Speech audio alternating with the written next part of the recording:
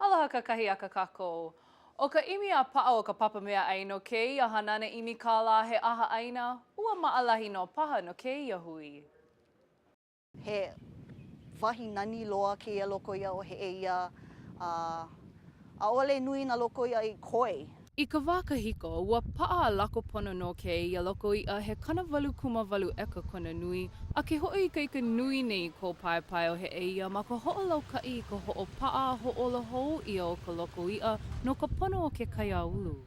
Paeohe'eia is a nonprofit organization founded in 2001 by 8 young and eager Hawaiians. The goal of Paeohe'eia and more importantly Ho'olako is to bring back a sense of gathering our own food, being responsible for knowing where our food comes from, and being closer to where our food comes from. Ua ho'okumu ia kēia papahana imi kāla I kela makahiki aku nei I mea kokua I ke olo o ka papahana.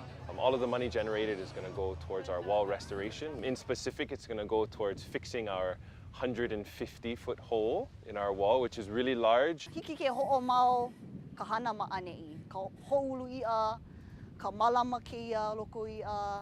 Ho'omaka ka ainahiahi ma ka hapalua hola e ono, ana Jason Peel no Roy's, Ed Kenny no Town, Karen Miano no The Reluctant Caterer, me Tammy Ho Smith no Waiahole Poi Factory, na ano ono like ole e ho'omako ko.